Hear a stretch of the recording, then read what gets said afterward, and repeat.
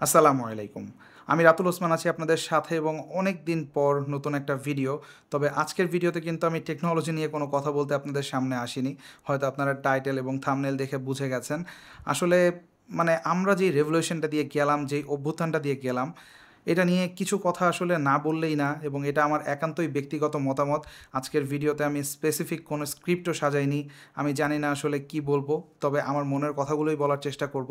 হয়তো এর মধ্যে অনেক ভুল ত্রুটি থাকবে, সেজন্য আমাকে অবশ্যই আপনারা ক্ষমা সুন্দর দৃষ্টিতে দেখবেন। তবে সেসব আলোচনায় যাবার আগে আমি অন্তরের অন্তঃস্থল থেকে গভীর শ্রদ্ধা ভরে স্মরণ করতে চাই আবু সাঈদ, মুগ্ধ বা নাম না জানা আরও অনেক শহীদ, যাদের রক্তের বিনিময়ে আমরা কিন্তু বাংলাদেশকে দ্বিতীয়বার স্বাধীন করতে পেরেছি। তো এই স্বাধীনতাটা কিন্তু আমরা কেবলই অর্জন করলাম এবং যে আন্দোলনের মাধ্যমে আমরা এই অভ্যুত্থানটা ঘটালাম, স্পেশালি জেনসি, যাদেরকে আমরা হয়তো ধরেই নিতাম টিকটকার বা ফ্রি ফায়ার জেনারেশন, তারা কিন্তু আসলে আমাদেরকে চোখে আঙুল দিয়ে দেখিয়ে দিল যে ছাত্ররা আসলে কি পারে। এবং তারা যখন কোনো দাবি আদায়ের জন্য নামে, তখন আসলে তারা কোনো কিছুকেই আর ভয় করে না। আর এই আন্দোলনের মধ্য দিয়ে আমি সবথেকে বেশি যে জিনিসটা উপলব্ধি করেছি, মানুষের মধ্যে বাক স্বাধীনতার যে একটা ভয় ছিল এতদিন, আমরা গত 15-16 বছরে যে স্বৈরাচারী শাসন দেখেছি, সেখান থেকে বের হয়ে এখন মানুষ মৃত্যুকে আর ভয় করছে না।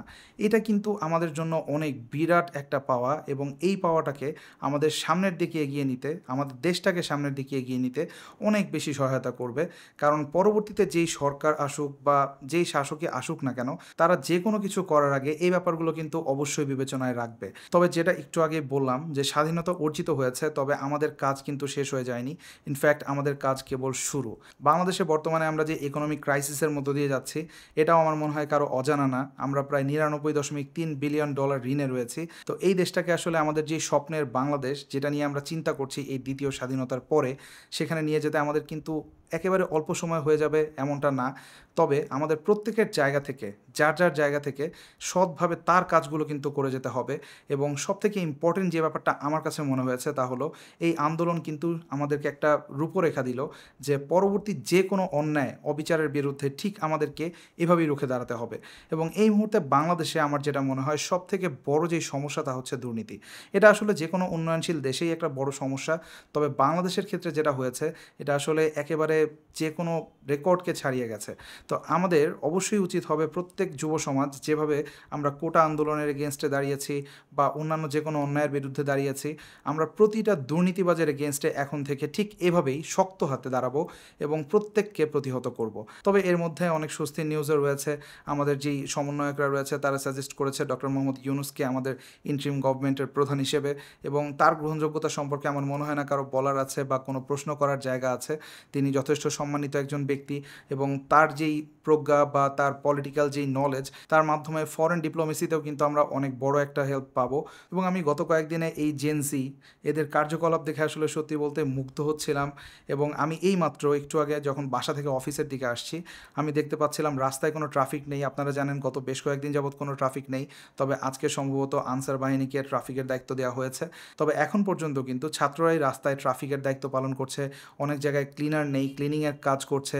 এবং সংসদে যে একটা ম্যাসাকার হয়েছে বা গণভবনে যে ম্যাসাকার হয়েছে, এটারও পক্ষে বিপক্ষে অনেক মতামত রয়েছে। আমি এখানে আসলে এত ডিটেলে যাব না, কারণ একটা দেশ যখন এরকম একটা স্বৈরাচারী শাসক থেকে মুক্তি পায়, তখন এতে অনেক কিছুই হয়। এতে ল অ্যান্ড অর্ডার ফিরিয়ে আনতে সময় লাগে, উই আন্ডারস্ট্যান্ড দ্যাট। বাট এখানে অনেক কিছু, অনেকেই বলছে বেশি হয়েছে, অনেকেই বলছে এটা হওয়াই ছিল। তো এই পার্টটা কন্ট্রোভার্সিয়াল। বাট এর পরে ছাত্ররা যেটা করেছে, যতগুলো লুটের মাল ছিল ওখান থেকে অনেক কিছু কিন্তু তারা আবার একত্র করে এটা ফেরত দিয়েছে। পাশাপাশি পরের দিন আমরা দেখেছি যে সংসদ ভবন এরিয়া পুরোটা তারা ক্লিন করেছে। তো এসবের জন্য আসলে তাদেরকে কৃতজ্ঞতা দিয়ে আমি ছোট করতে চাই না। তবে একটা ব্যাপার আমি নিশ্চিতভাবে বলতে পারি, তাদের কারোই কিন্তু রাজনৈতিক কোনো উচ্চাভিলাষ নেই। শুধুমাত্র দেশপ্রেম থেকে বা দেশকে সামনের দিকে এগিয়ে নিতে, একটা সুন্দর বাংলাদেশ গড়ে তুলতে তাদের এই উদ্যোগ ছিল এবং সবসময়ই থাকবে। কিন্তু গত কয়েকদিনে বেশ কিছু রাজনৈতিক দলের কর্মীদের কিছু কার্যকলাপ দেখেই মূলত এই ভিডিওটা বানানোর আইডিয়া আমার মাথায় আসলো। যে তারা ঠিক আছে, তারা গত 16 বছরে অনেক বেশি অপ্রেসড হয়েছে, I understand that. But revenge কিন্তু কোনো কিছুর সলিউশন হতে পারে না। তো আপনি যদি এখন রিভেঞ্জ নেওয়া শুরু করেন, এই যে জেনারেশন যারা এই দেশটাকে স্বাধীন করার পেছনে সবথেকে বেশি অবদান রাখলো, তারা কি মেসেজ পাচ্ছে? তারা কিন্তু আলটিমেটলি ভোটার, নতুন ভোটার, এবং তারা কিন্তু এত বছর ভোট দিতে পারেনি। আপনি যখন আপনার প্রতিপক্ষ দুর্বল হওয়ার কারণে তাকে আবারও সেই একই কাজটা করবেন যেটা এতদিন আপনাদের সাথে হয়েছে, তারা কিন্তু কোনো পজিটিভ মেসেজ পাবে না। বাংলাদেশের কোনো রেজিস্টার্ড রাজনৈতিক দলের বিপক্ষে আমি নই, তবে গত 2 দিনে আপনারা যে মেসেজটা আমাদের এই ইয়াং জেনারেশনকে দিলেন, তারা যখন এই অন্তর্বর্তীকালীন সরকারের দেয়া যে স্বচ্ছ নির্বাচন সেটাতে ভোট দিতে যাবে, তারা কিন্তু এই ব্যাপারগুলো অবশ্যই মাথায় রাখবে, এটা আপনাকে মনে রাখতে হবে।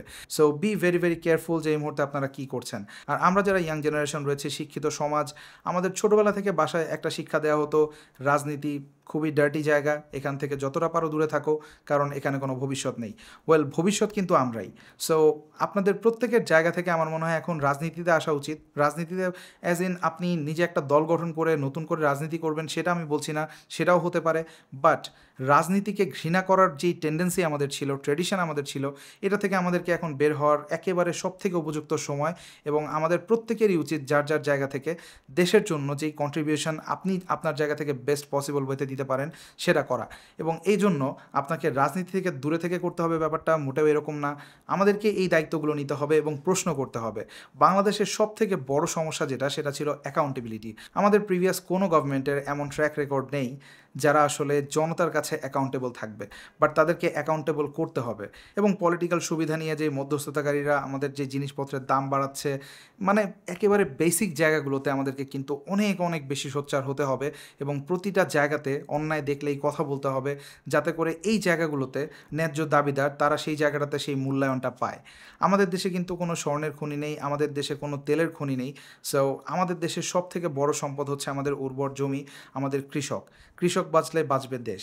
সো এই কনসেপ্টটা যদি আমরা অন্তত পক্ষে স্বীকার করে নেই এবং আমাদের যে কৃষক তাদেরকে আমরা যদি তাদের যে প্রাপ্য মূল্য সেটা দেই, তাহলে আলটিমেটলি কিন্তু এন্ড ইউজার হিসেবে বা এন্ড ভোক্তা হিসেবে আমরাও কিন্তু প্রত্যেকটা জিনিস সুলভ মূল্যে পেতে পারবো।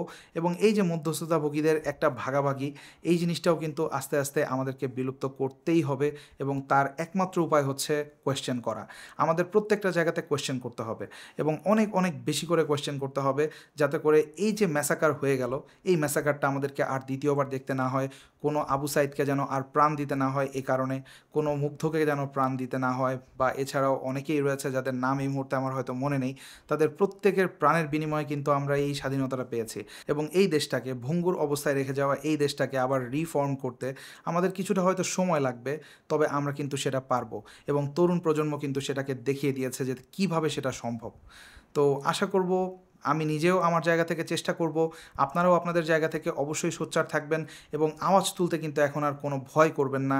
এখন কিবোর্ডে কোনো কিছু লিখে মুছে ফেলার কোনো প্রয়োজন নেই। যে দুর্নীতি করবে, যার নামে দুর্নীতি হবে, তার নাম নিয়ে আমরা কিন্তু প্রতিবাদ করব এবং ঠিক একইভাবে প্রতিবাদ করব যেভাবে মুগ্ধরা করেছে, যেভাবে আবু সাইদ করেছে। শুধুমাত্র তখনই আমরা পারবো আমাদের দেশটাকে সেই জায়গায় নিয়ে যেতে যেটা স্বপ্ন আমরা দেখেছি, যেখানে কোনো অন্যায় থাকবে না, অবিচার থাকবে না। তো আজকের ভিডিওটা এই পর্যন্তই। আমি হয়তো অনেক অগোছালো কথা বলেছি, আমি কোনো পলিটিক্যাল পার্সোনাল না, আমি বক্তব্য দিয়েও অভ্যস্ত না। তো এটা বেসিক্যালি আমার নিজের ওপিনিয়ন, আমার পার্সোনাল যে অভিব্যক্তি সেটা আমি আপনাদের সাথে শেয়ার করলাম। আমার মনে হয় আমার সাথে আপনারা অনেকেই একমত হবেন আমি যে কথাগুলো বলছি এগুলোর সাথে। সো সবাই অনেক অনেক ভালো থাকবেন, যার যার জায়গা থেকে অবশ্যই চেষ্টা করবেন দেশটাকে সামনের দিকে এগিয়ে নিতে। আমার জায়গা থেকেও আমি ইনশাআল্লাহ কথা দিচ্ছি কোনো কমতি রাখবো না। দেখা হবে পরবর্তী কোনো ভিডিওতে, সে পর্যন্ত সবাই অনেক অনেক ভালো থাকবেন, সুস্থ থাকবেন। আল্লাহ হাফেজ।